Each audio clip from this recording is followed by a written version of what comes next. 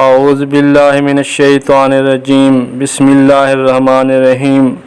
السلام علیکم، میں ہوں محمد اکرم۔ ہمارا آج کا موضوع ہے یا ایھا المدثر۔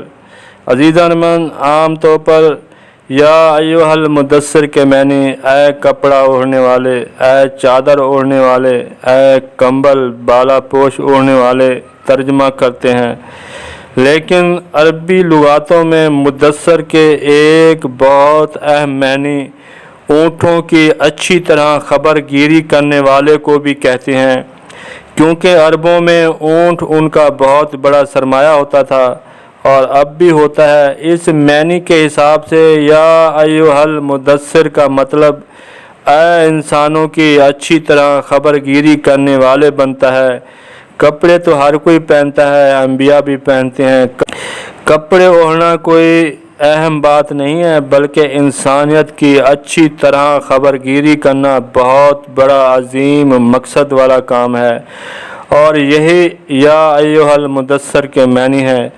سورۃ مدثر کی پہلی 7 آیتوں میں اللہ تعالیٰ نے اپنے رسول کو اس عظیم خبر گیری کرنے والے پروگرام کو سر انجام دینے کا طریقہ بتایا ہے، یا دوسرے لفظوں میں انسانیت کی فلاح کے لیے تبلیغ کیسے کرنی ہے اس کا طریقہ بتایا ہے، کیا کرنا ہے، کیسے کرنا ہے۔ اول یہ فرمایا قم فانذر، کھڑے ہو جاؤ پھر ڈر سناؤ، یعنی انذار کرو تاکہ لوگوں کی اصلاح ہو، خوف اور غم کا خاتمہ ہو، جیسے سورۃ انعام میں فرمایا، اور ہم بھیجتے ہیں رسولوں کو مگر خوشی اور ڈر سناتے، تو جو ایمان لائے اور سنورے یعنی اصلاح کرے ان کو نہ کچھ اندیشہ نہ کچھ غم۔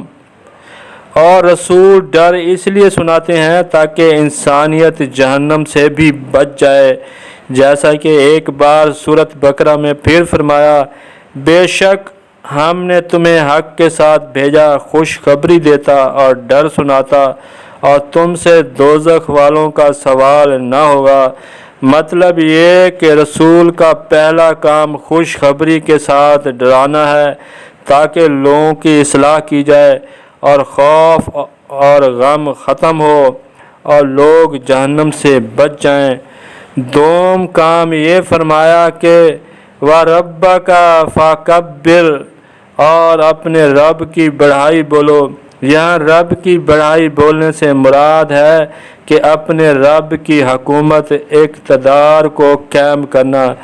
عربی میں کبر کے معنی ہے بڑا ہونا اور حکومت اقتدار قائم کرنا ہونا، یعنی اپنے رب کے قوانین پر مبنی اقتدار یا حکومت قائم کرنا ہے۔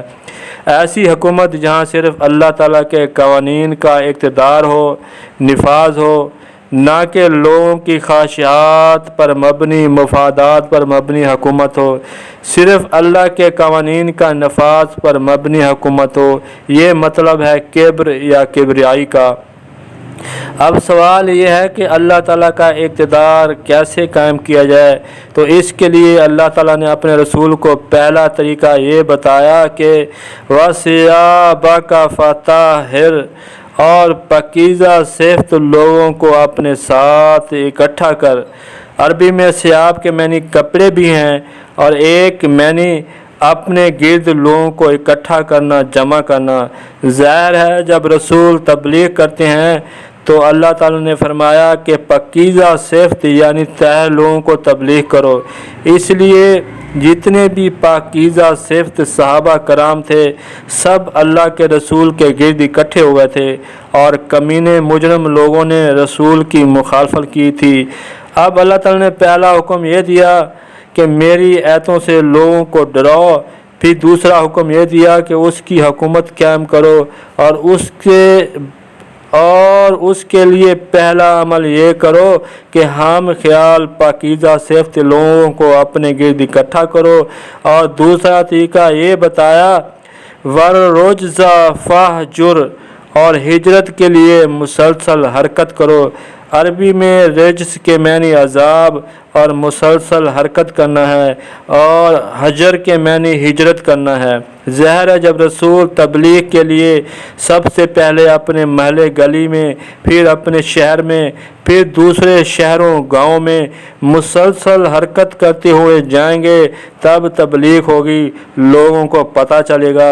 اس لیے تبلیغ کے لیے یا خدا کی حکومت قائم کرنے کے لیے رسول کو مسلسل حرکت کرتے ہوئے مختلف شہروں گاؤں میں ہجرت یا سفر کرنا لازم ہوتا ہے۔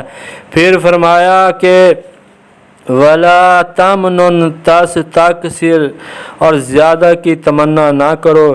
جب کوئی بھی نیک کام کے لیے کوشش کرتا ہے تو اس کے دل میں خواہش یا تمنا ہوتی ہے کہ یہ نیک کام جلد از جلد تکمیل پا جائے، جلدی ہو جائے اور زیادہ سے زیادہ ہو۔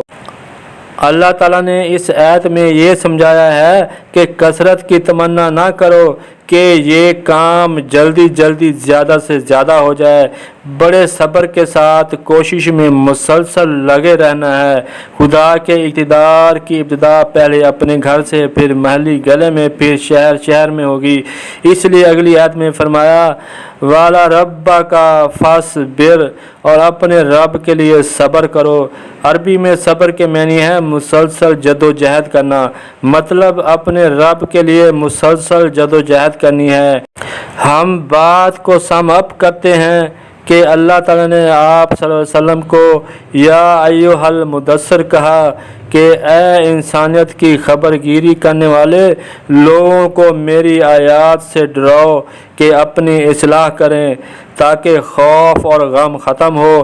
اس کے لیے اپنے رب کا اقتدار یا حکومت قائم کرو جس میں صرف اللہ تعالیٰ کے قوانین کا نفاذ ہو۔